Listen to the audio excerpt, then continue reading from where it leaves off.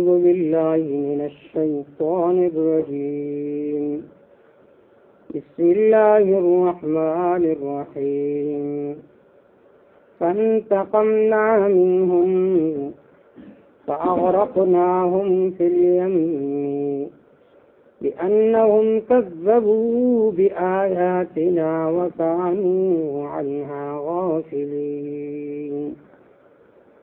سورة الاعراف منگا شروع کرے ہو پدې کې بنیادی طور باندې درې مضامین ذکر کېدل. یو مضمون تسلی جناب رسول الله صلی الله علیه وسلم تا یہ زما محبوبہ مسئلہ بیانوا زړه متنګوا. پدې باندې واقعه د حضرت موسی علیه السلام ذکر کولا چې وګوره موسی علیه السلام تا هغه باندې تکلیفونه راځي، کله د قوم د طرف نه، کله د دشمنانو د طرف نه، لیکن هغه زړه نه تنکړ مسئله بیان کړی دا. نو تم مسئله بیانوا زړه متنګوا. نو موسی علیه السلام مقابله شو فرعونیانو سره، مختلف معجزات ورتراغلو هغوی ونه منله. نو الله رب العزت فرمایي چې کله هغوی سرکشه شو مسئله نه منله نو ماتې بدله واغسته او په دریاب کې مې غرق کړو. فانتقمنا منهم پس بدله واغسته مونږه د دوی نه. فاغرقناهم فی الیم پس غرق کړو مونږه دې فرعونیانو لرا په دریاب کې. لأنهم كذبوا بآياتنا فتو د دې چې دې دروژن ګڼلي وو آیاتونه زمونږه. وکانو عنها غافلین و دوی د دې نه بې خبره بې پروایي کوونکي. د الله احکام به راغلو هغه به یې ټکراول، هغه به یې نه منل. دلته الله وایي فانتقمنا منهم ماتې بدله واغسته. حال دا دی دوی خو موسی علیه السلام ته تکلیف رسولی و، لیکن الله تعالی فرمایي چې ماتې بدله واغسته. اشاره دی خبرې ته چې د الله دوست ته تکلیف رسول دا داسې دي ګویا چې تا الله تعالی ته تکلیف ورسول.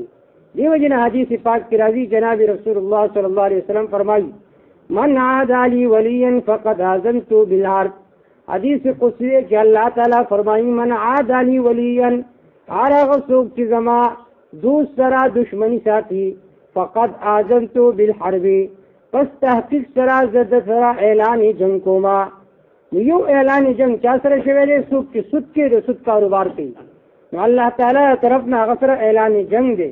او دویم اعلان جنگ هغه چا سره دی چې څوک د علماء حق خلاف خبرې کوي، د علماء حق خلاف بکواسات کوي، نو دې سړي سره د الله تعالی طرف نه اعلان جنگ دی.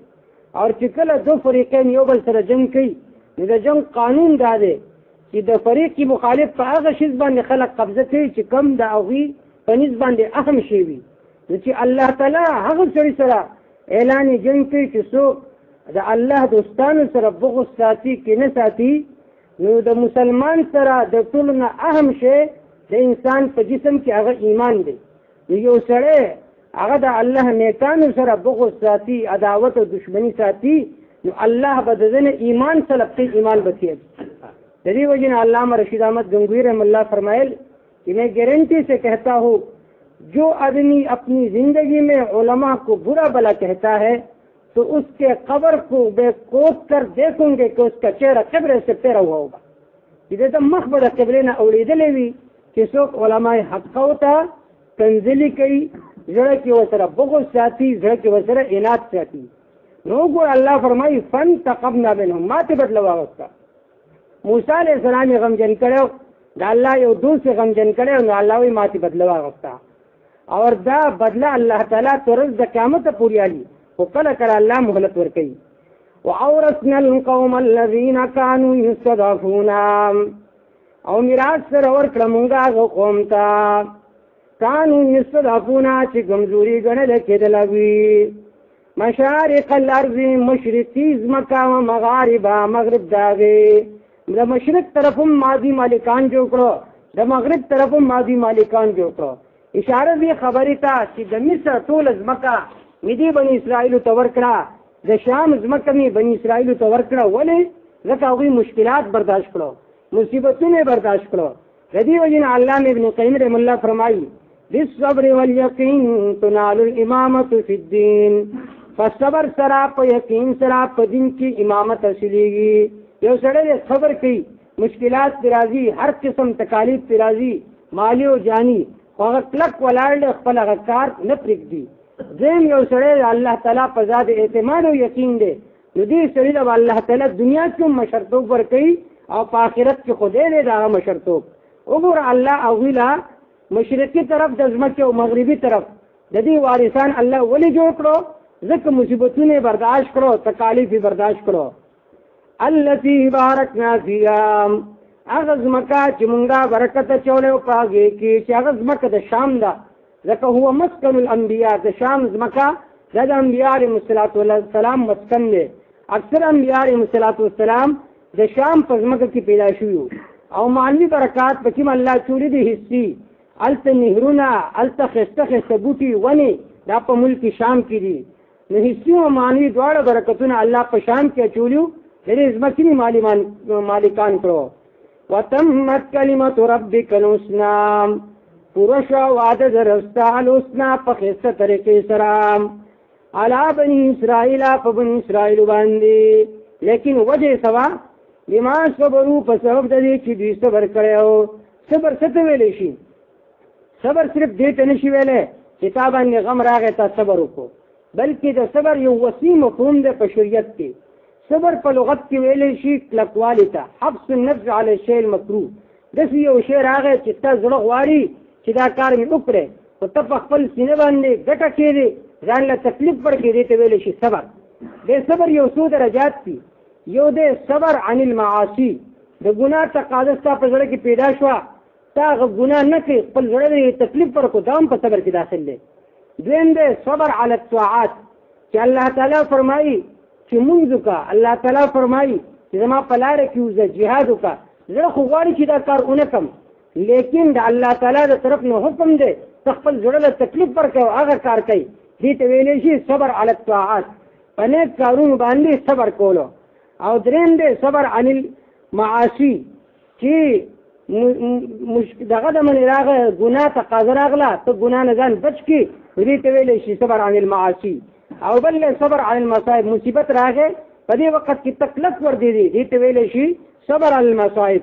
نو چا چې صبر وکړو، صبر دا چې ګناه تقاضا راځي د هغه تقاضا لرې کوي او نیک عمل کوي، نیک اعمال کوي، دا صبر دی. مشکلات پې راځي کلک ور دیږي، داسې قسم صبر وکړو نو الله تعالی فرمایي چې دله به زه په دین کې امامت ورکم او دنیا کې به ولم مشرتوب ورکم. بما صبرو، په سبب د دې چې دوی صبر کړی او صبر به په دوه قسمه دی. یو صبر اختیاري وي چې ستا په اختیار کې دی یو کار او ته صبر کوي، او دویم دی صبر غیر اختیاري. نو صبر اختیاري د ټولو نه افضل دی چې ستا یو ګناه مخې ته پروت دی، و ستا په اختیار کې دی چې دې ګناه نه ځان بچ کړي او که دا ګناه کوي، په دې وخت کې ته صبر کوي او هغه ګناه نه کوي، نو دا د ټولو نه فضیلت والا دی.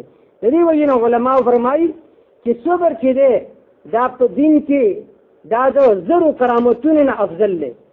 چې یو سړی زر کرامت کار شو، په هوا باندې الوزي، دا کار کېږي دا کار کېږي، بل سړی په دین باندې کلک ولاړ دی. دا څوک چې په دین باندې کلک ولاړ دی مصیبتونه برداشت کوي، دا د ټولو نه بهتر دی. بما صبرو، په سبب د دې چې دوی صبر کړلی، غم پرې راغی په دې وخت کې خامخا دی به صبر کوي، د په اختیار کې نشته، لیکن په دې وخت کې هم دی صبر کوي، په خوله باندې شکو شکایت نشته دی او د الله تعالی په تقدیر باندې راضي دی، نو په دې غم او مصیبت کې هم د په دې باندې ثواب میلاویږي. ودمرنا ما كان يصنع فرعون وقومه، حالات پر مونږه سو چې جوړول به فرعون وقومه، قوم دا لوړې بنګلې جوړې کړې وي، هغه ټول مې تباه او برباد کړو. وما كانوا يعرشون، هغه باغونه چې دوی سپرونه جوړولو، باغ داسې و چې هغې سپرونه به لکه دا کور چې دی دا یو اوچت سپرې په پوره دیوال باندې، نو دارنګې اوچت اوچت باغونه دوی جوړ کړي فرعونیانو. الله تعالی وایي هغه هر څه مې ورله تباه او برباد کړو اور د هغې مالکان مې بني اسرائیل جوړ کړو.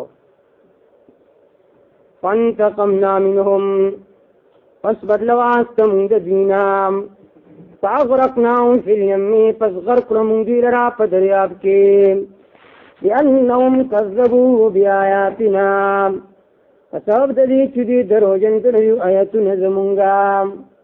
وکانو عنا غافلین ودوی داغینا بے پروائی کونکی وعورثنا القوم الذین اوارثان کرمونگا غقومو کانو یستضعفونا چیاوی کمزوری گنل کېدلو مشارق الارض و مغاربها د مشرقی زمکه او د مغربی زمکه التي بارکنا فيها زمکا چې مونږه برکتونه چولو پاوی کې وتمت كلمة ربك الحسنى او پورا شوا وعده در ربستا په خسته طریقې سره علا بني اسرائیل په بني اسرائیل باندې بما صبروا په سبب د دې چې دوی صبر کړو ودمرنا هلاک کړو مونږه ما کان یصنع فرعون آسو چې جوړول فرعون او قوم ددو وما كانوا يعرشون باغنا چودی اغیر لا سپرنو چتونکی